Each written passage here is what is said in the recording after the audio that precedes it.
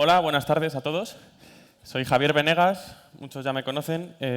Trabajo como profesor de la asignatura de percusión en el programa de música y danza en el Centro de Arte y como profesor de comunicación audiovisual en el programa de artes plásticas y visuales. Y quería compartir con ustedes hoy las experiencias y las conclusiones a las que he llegado durante la campaña de voluntariado de este año en Turkana, organizada por la Fundación y coordinada por Carlota Moreno. Bien. Como todos sabemos, la educación artística a nivel curricular hoy en día aquí en nuestro país está siendo un poco maltratada, ¿no? Cada reforma educativa es para restar tiempo y muchas veces recursos. Y a nivel social, a nivel de las familias, tampoco se ayuda mucho y nosotros como los profesores, pues muchas veces tampoco, ¿no? Entonces, si esta es la situación que tenemos en el país, imagínense qué situación habrá en el tercer mundo, ¿no? Donde a nivel curricular el arte no existe, la enseñanza primaria, sobre todo, es muy cerrada, muy recta y no hay espacio para la reflexión ni para el pensamiento, ¿no? Bueno, pues he traído unas conclusiones a nivel de artes plásticas y a nivel musical, que es lo que trabajamos allí por las tardes en los talleres, ¿no? Bien, en artes plásticas intentamos probar allí la forma de trabajar que tenemos aquí en el Centro de Arte, que partimos siempre de que el alumno tiene libertad total, ¿no? El papel en blanco. El niño es libre de plasmar la idea interna en el papel y nadie le dice lo que tiene que dibujar. No le vamos a decir, tienes que dibujar una mano y lo tienes que hacer así. El niño es el que plasma sus ideas. Eso sí, siempre con la orientación y monitorizado, ¿no? Por un profesor que le otorga las técnicas y las herramientas necesarias para ello. Pero bajo ningún concepto se interviene en el dibujo, ¿no? Entonces, al intentar aplicar esto con las niñas de allí, del centro de St. Patrick en Turkana, claro, en la primera sesión les dimos el papel en blanco y nos encontramos con una situación de bloqueo absoluto. O sea, las niñas no fueron capaces de empezar sus dibujos. Se miraban entre ellas, se sonreían, a nosotros nos miraban de manera muy seria, le decíamos, ¿qué dibujamos? Decía, dibuja lo que quieras, y no eran capaces de arrancar. Entonces, entre Sergio, otro voluntario que estaba allí conmigo ayudándome y tal, y yo, pues intentamos hacerlas avanzar. Decidimos poner música. Utilizamos a Wagner y a Paco de Lucía, ¿vale? Dos músicas muy diferentes, que cerrasen los ojos y ver qué sentimientos les provocaban. Hablar un poco sobre ello y que hicieran un dibujo sobre ese sentimiento. Como pueden ver, el 80% de las niñas, por no decir todas, casi todas, hacían dibujos muy similares. Dibujaban los instrumentos, no terminaron de entender, sí entender porque hablamos sobre ello, no terminaron de conseguir plasmar esa idea abstracta que les provocaba el pensamiento, el sentimiento, en un dibujo, no conseguían plasmarlo en el papel. Entonces, bueno, son niñas, antes de nada era un grupo de niñas de 15 años. ¿Vale? Nunca han recibido formación artística y no han tenido la oportunidad de hacerlo. Entonces, observen que los dibujos podrían ser de niños de 5 o 6 años, no de 15. Para ayudarlas un poquito y tratar de desbloquear, decidimos poner la música otra vez, hablar sobre esos sentimientos y escribirlos en una pizarra.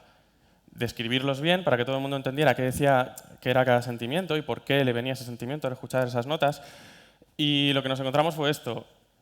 Conseguimos dibujos un poquito más diferentes, pero había confusión en los sentimientos. Verbalmente te lo decían perfectamente, pero a la hora de plasmarlo en la hoja, observen, esa niña no tiene cara de alegría, la verdad. Timidez, una persona con un león, encontrándose con un león. A mí, yo nunca me he encontrado con un león, pero no es timidez, seguro, lo que me sugeriría, ¿no? Y este tercer dibujo, nos habla del miedo. Hay un bocadillo, este dibujo está ampliado porque era muy chiquitito, había un bocadillo que estaba pidiendo perdón, la señora. Bueno, ese es un poco más acertado que los demás, pero había bastante confusión, ¿no? Otra cosa que nos llamó mucho la atención es que cuanto más dirigíamos el dibujo, cuanto más concreto era, esta práctica, por ejemplo, se trataba de hacer un retrato de un compañero de clase. Cuanto más lo dirigíamos, más se parecían entre ellos todos los dibujos. Esto puede parecer lógico, pero niños de 15 años haciendo retratos deberían diferenciarse un poquito más, seguramente, no utilizar todos el formato vertical, la misma proporción, nadie dibujó un cuerpo. Era muy curioso. Sin embargo, cuando desaparecía la forma, cuando intentábamos jugar con la mancha, el sentimiento de libertad que sentían las niñas al dibujar era tremendo. Esto era, simplemente les dimos ceras duras, témpera en barra, témpera líquida y pastel. Y tenían libertad absoluta. Y observen qué dibujos, son las mismas niñas. Me parece muy, muy interesante. Y voy a ir un poquito rápido porque vamos muy justo de tiempo y luego viene la parte de música también y vamos muy justos. Por último, en cuanto a artes plásticas, me llamó mucho la atención la libertad con la que utilizaban el color. ¿Vale?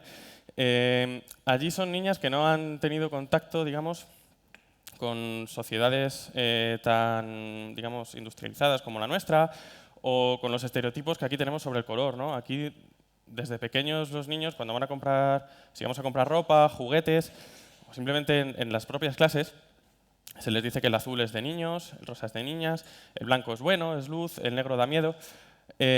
Aquí eso no existía, ¿vale? Si se fijan, en el primero, arriba a la izquierda, es la luna y utilizó un color rojo muy intenso para pintarla. El tronco del árbol, un color azul. En este segundo de aquí, le dibuja el pelo a su amiga de color verde, igual que el sol, que lo hace de color verde. Esta última dibujó una nube con lluvia y nos dibuja la nube en color verde y la lluvia en color naranja. Yo, con todas las dificultades expresivas que habíamos encontrado antes, ¿no? Yo creo que esto es una ventaja. Y si en estos países que no reciben formación artística, y bueno, aquí que en teoría sí, y se intenta que sea de la mayor calidad posible, los niños no tienen esta libertad, creo que puede ser que estemos haciendo algo mal, ¿no? Con el tema de este tema, por lo menos. Hasta aquí el tema de artes plásticas. Y en cuanto a la música, la forma de trabajar allí, el objetivo era montar una batucada, ¿no? El último día en una iglesia que hacemos como una especie de show mostrando lo que habíamos hecho con los talleres por las tardes. La forma de trabajar fue completamente diferente a la que teníamos aquí, ¿no? Igual que en artes plásticas se intentó aplicar, aquí trabajamos siempre desde el aprendizaje del idioma musical, el lenguaje musical, y luego se pasa al dominio del instrumento, a la práctica, ¿no? Aquí esto era inviable. En un taller de 3 semanas, para montar una batucada, las niñas no tenían ningún tipo de conocimiento teórico, ni referentes musicales previos, absolutamente nada. Entonces el aprendizaje lo realizábamos mediante la imitación, repetición y memorización de los patrones rítmicos que utilizábamos en la batucada. Bien, pues les voy a presentar a Daddy, ¿vale? La historia que nos pasa allí con la música la voy a contar a través de este caso concreto, porque es muy llamativo. Daddy es una niña de 7, 8 años aproximadamente, allí no hay registros oficiales, no sabe qué edad tiene, con problemas de integración y familia desestructurada y una timidez y unos problemas para expresarse tremendos. ¿De acuerdo? El día de la primera sesión, explicándoles la batucada, las niñas, yo estaba presentando la familia de la percusión y las niñas, sin saber lo que era un cencerro ni una pandereta, al hablar de la batería me dijeron que la conocían. Y resulta que es que en el pueblo de al lado, el padre Hilario se llamaba, tenía una batería en la iglesia que habían donado, lo que sea. Entonces decidimos llevarla al centro y, bueno, para aprovechar, a ver si podían utilizarla un poquito y tal. Bueno, pues vean lo que hizo Daddy, esta niña, cuando estuve tocando un poco y sin media palabra cogió las baquetas e hizo esto, sin ningún tipo de contacto previo con la música. A ver. Vale, ahora cuando se reproduzca el vídeo.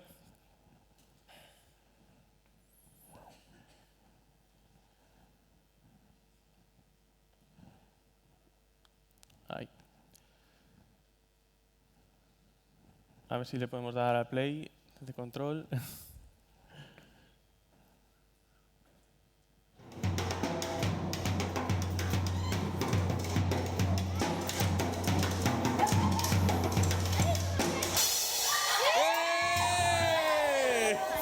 Bueno, se ha reproducido un poco regular, ¿no?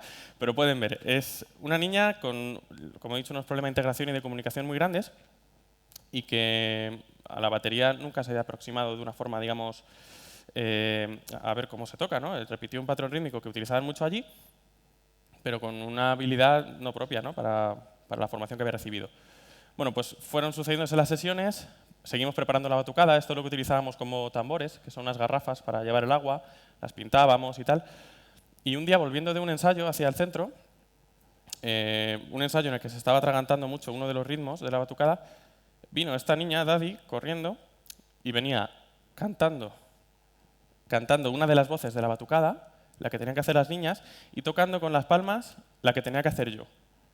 O sea, estaba haciendo simultáneamente la batucada completa.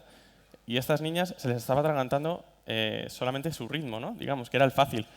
Entonces, nos quedamos tan impresionados que decidimos pues, invitarla a tocar, ¿no? al show que hicimos allí en la iglesia. Aquí está Dai con nosotros, tocando. Hubo problemas con el resto de niñas por el tema de la edad, ¿no? Sobre todo porque al ser un grupo de niñas 15, 16 años, les costaba mucho aceptar a una niña tan pequeñita al lado y que lo hacía bien. Pero bueno, eso al final no resultó ser un problema. Y bueno, esta es la batucada, un trocito. Ahí está Dani.